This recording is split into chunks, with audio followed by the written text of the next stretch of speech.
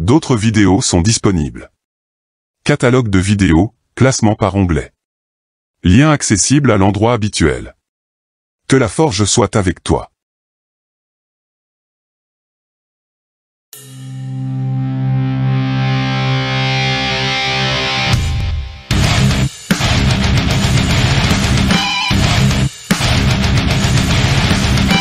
Mes respects à tout le monde, bienvenue dans la forge du Quantum. Aujourd'hui, base numéro 31, le binaire. Et on commence sans plus attendre par quelques rappels sur le système décimal, que j'ai déjà abordé dans l'atelier MAN numéro 1, lien en description. Catalogue de vidéos, onglet Mandelbrot. Inutile de le présenter, tu y baignes dedans depuis que tu es entré à l'école.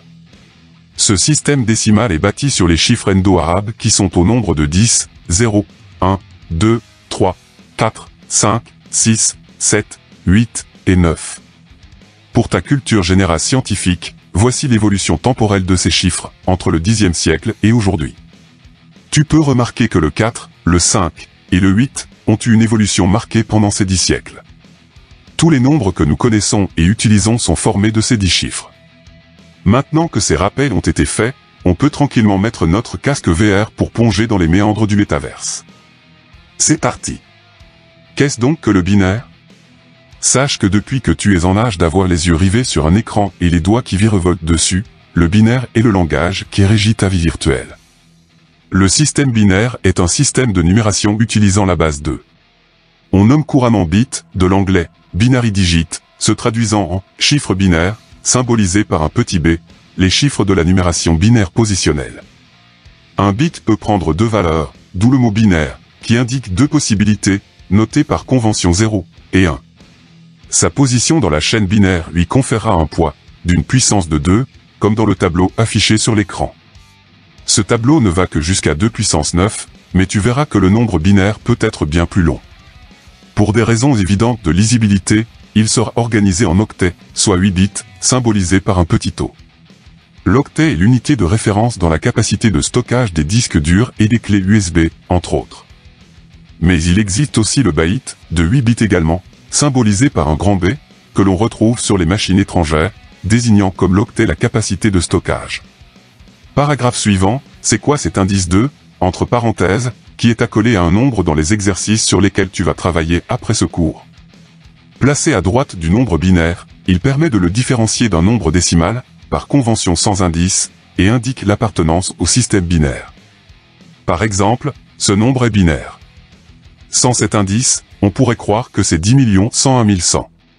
Tu ne le sais peut-être pas, mais il existe d'autres systèmes numériques, comme l'octal, d'indice 8, et l'hexadécimal, d'indice 16, que je vais bien entendu te proposer à l'étude incessamment sous peu.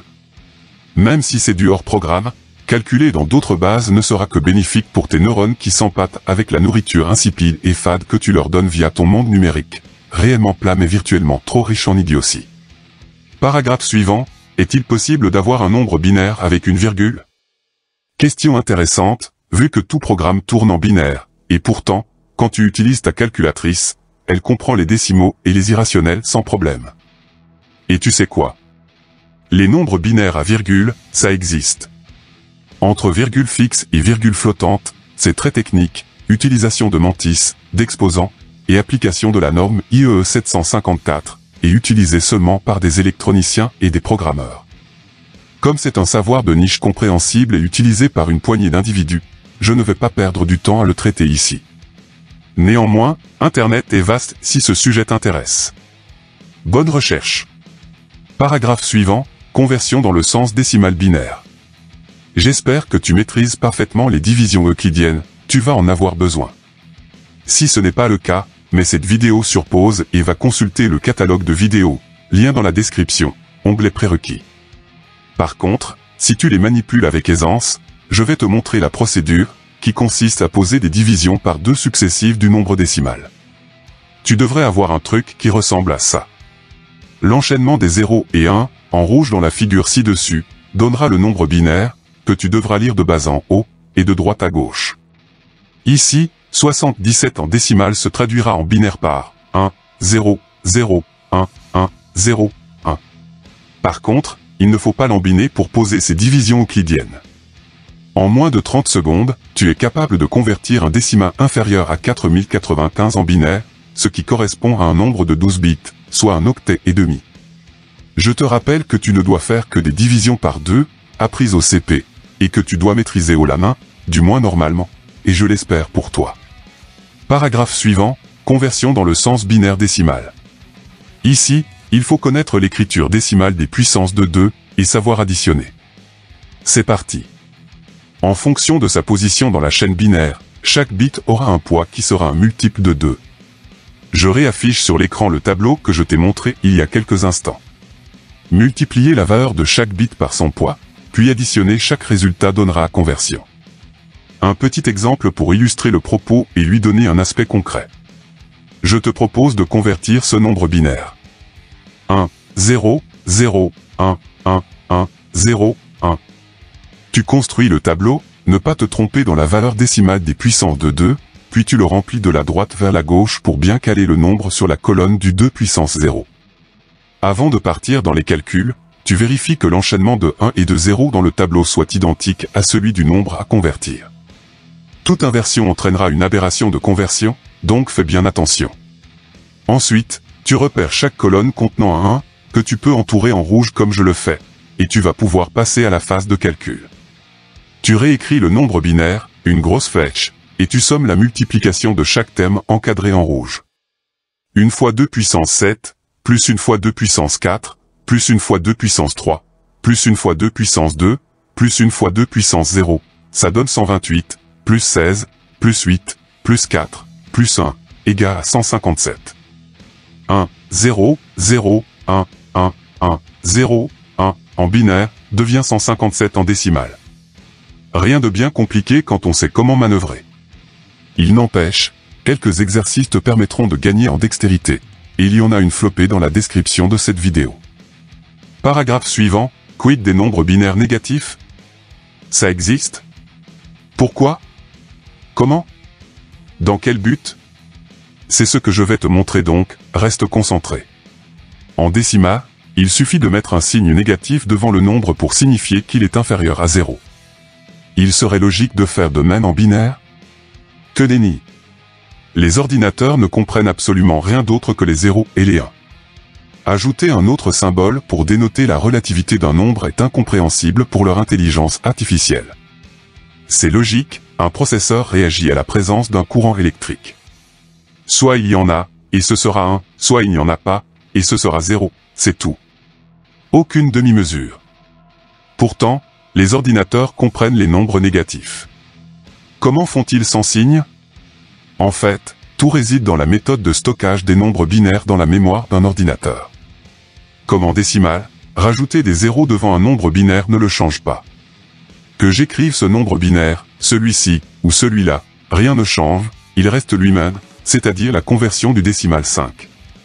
Le stockage se fait sur 4 octets, soit 32 bits, ce qui entraîne parfois un nombre important de 0 devant le binaire, les espaces sont rajoutés pour la lisibilité, mais en réalité, il n'y en a aucun dans la machine. Il existe deux types de stockage. Le premier, unsigned int, ou entier positif, noté aussi décimal non signé, avec le plus grand nombre possible utilisable étant celui-ci, composé de 32 1, équivalent à 4 294 967 295. Le second, int, ou entier relatif, noté aussi décimal signé, avec le plus grand nombre possible utilisable étant celui-ci, composé d'un 0 suivi de 31 1, équivalent à 2 147 483 647. Le bit à gauche est non attribué. C'est quoi son utilité? Tu te doutes bien qu'il va indiquer le signe d'un nombre. Évidemment, dans tout nombre binaire en stockage int, le bit de poids le plus fort, le plus à gauche, sert à exprimer le signe. Le 0 indiquera que le binaire est positif, le 1 qu'il est négatif. Petit exemple pour éclairer ta lanterne. Sur un octet, 8 bits, 5 s'écrira ainsi, avec le 0 vert tout à gauche, moins 5 comme ceci, avec le 1 rouge tout à gauche. Pour transformer un binaire positif en binaire négatif, tu vas devoir utiliser la technique du complément à 2. C'est simple. Tu prends le nombre positif, tu inverses les bits, les 0 deviennent des 1, et vice versa, puis tu rajoutes 1, sur le bit le plus à droite, bien entendu. Par exemple, 123 décimales se convertit en binaire en 0, 1, 1, 1, 1, 0, 1, 1. Inversion des bits, ce qui va donner 1, 0, 0, 0, 0, 1, 0, 0. Rajout de 1, et tu auras 1, 0, 0, 0, 0, 1, 0, 1, qui sera la conversion binaire de moins 123. Le complément à 2 rend toute somme juste, quelle que soit la méthode de stockage utilisée, unsigned int ou int. Par exemple, dans ce tableau, focalise ton attention sur la somme en binaire que j'entoure en rouge. Certes, je t'ai pas donné le protocole pour la résoudre, on le verra après. Mais pas de panique, tu vas comprendre quand même. Si tu es en stockage unsigned int, décimale non signée, ou entier positif, elle correspondra à cette addition décimale, 3 plus 252, et le résultat sera juste en binaire et en décimale, ça fait bien 255. Si tu es en stockage int, décimale signée, ou entier relatif, elle correspondra à cette addition décimale, 3 plus moins 4, et le résultat sera juste en binaire et en décimale, ça fait bien moins 1. Ouf, la technique a été bien pensée, il n'y a pas de singularité dans le monde des calculs binaires. Et justement, ça me permet de passer au paragraphe suivant, les additions en binaire. Tu penses que ça va être compliqué à comprendre, même pas. C'est parti. Il faudra appliquer les règles suivantes, en commençant toujours par la droite, comme une addition posée classique en décimale. 0 plus 0, ça fait 0, c'est logique. 0 plus 1, ça fait 1, encore logique. 1 plus 0, ça fait aussi 1, aucune surprise. 1 plus 1, ça fait 0, 1. Quoi? Et pour placer un peu de non-sens dans ton cerveau novice, il faudra ajouter un en retenue, diantre bigre fichtre saperlipoulette. Je te propose 2 exemples pour que tu te rendes compte que ce n'est malgré tout pas si difficile. Première addition, 1, 0, 1, 1, plus 1, 0. N'essaie pas de la convertir en décimale, applique juste les règles que je t'ai dictées. La somme sera 1, 1, 0, 1. Voyons un peu plus en détail. En rouge, 1 plus 0, 1. En vert, 1 plus 1, 0, avec un en retenue. En bleu, la retenue plus 0, 1. En violet, 1 reste 1. Et c'est fini. Seconde addition, 1, 1, 1, 0, 1, 0, plus 1, 1, 1, 1, 0, 0. N'essaie toujours pas de la convertir en décimale, applique juste les règles que je t'ai dictées. La somme sera 1, 1, 1, 0, 1, 1, 0. Voyons un peu plus en détail. En rouge, 0 plus 0, 0. En vert, 1 plus 0, 1. En bleu, 0 plus 1, 1. En violet, 1 plus 1, 0, avec un en retenue. En orange, 1 plus 1, 0, avec un en retenue, orange. On rajoute la retenue violette, ça fait donc 1, avec toujours un en retenue, en orange. En marron, 1 plus 1, 0, avec un en retenue, en marron. On rajoute la retenue orange, ça fait donc 1, avec toujours un en retenue, en marron. La retenue marron est ensuite descendue sous la barre de calcul verticale, et c'est fini. Il faut juste gérer le 1 plus 1 égale 0, avec un en retenue, et tout ira bien. Paragraphe suivant, la soustraction. Guère plus compliqué que l'addition, même si je ne te le cache pas, il va y avoir une règle complètement illogique pour toi au début. C'est parti. Il faudra appliquer les règles suivantes, en commençant toujours par la droite, comme une soustraction posée classique en décimale. 0 moins 0, ça fait 0, logique. 0 moins 1, ça fait 1, 1. Quoi? Comment? Et pour glisser un peu de non-sens dans ton cerveau novice, il faudra ajouter un en retenue, diantre bigre fichtre saperlipipelette. 1 moins 0, ça fait 1, ouf. 1 moins 1, ça fait 0, re-ouf. Comme dans les additions, je te propose 2 exemples pour que tu comprennes le processus. Bon, je vais être gentil, je ne vais te proposer que des soustractions à résultat positif, le but est que tu maîtrises la technique. Première soustraction, 1, 0, 1, 1, moins 1, 0. N'essaie pas de la convertir en décimale, applique juste les règles que je t'ai dictées. La somme sera 1, 0, 0, 1. Voyons un peu plus en détail. En rouge, 1 moins 0, 1. En vert, 1 moins 1, 0. En bleu, 0 est descendu sous la barre de calcul verticale.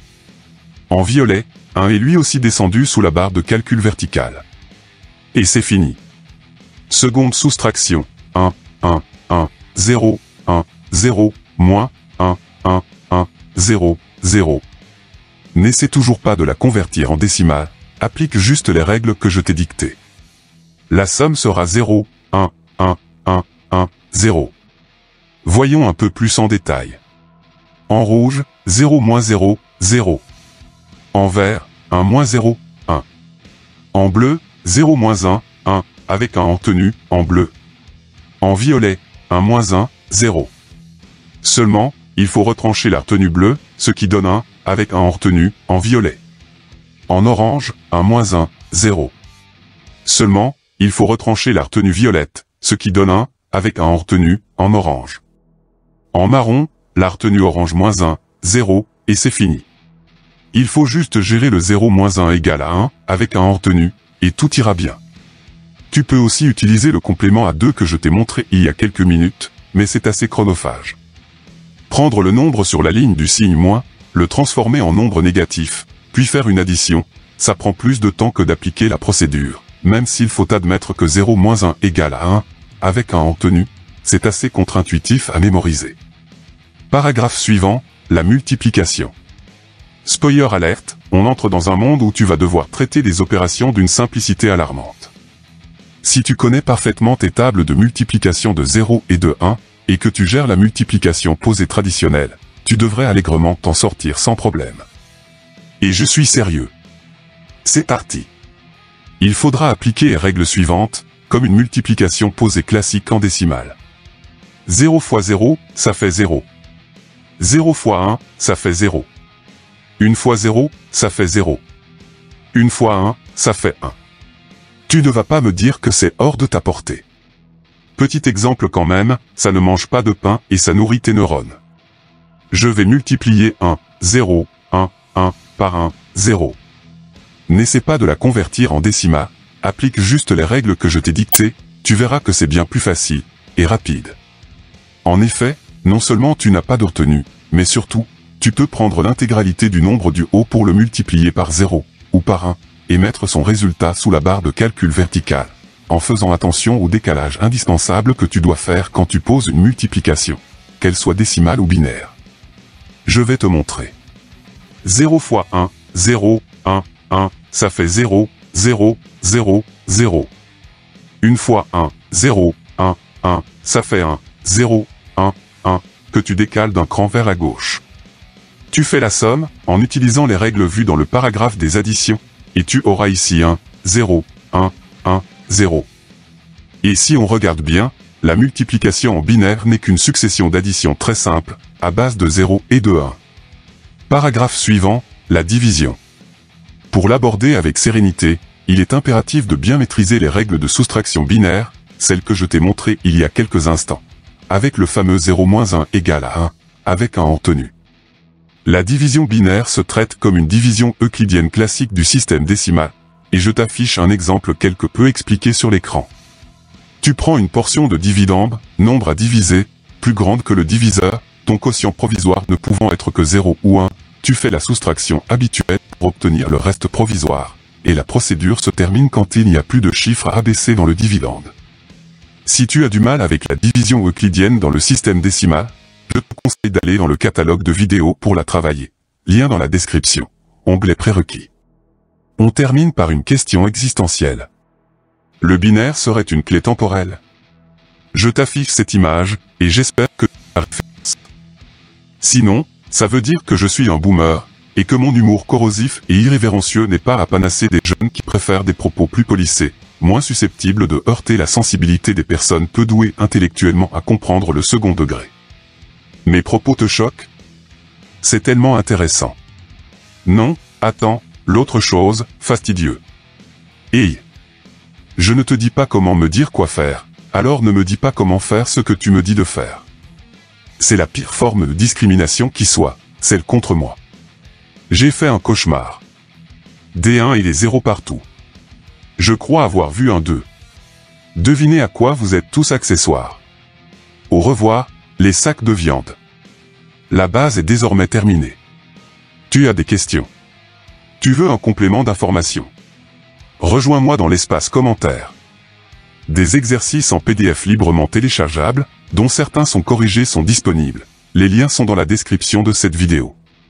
À toi de forger maintenant. Prochaine vidéo sur l'enclume. Stay tuned. Tchuss.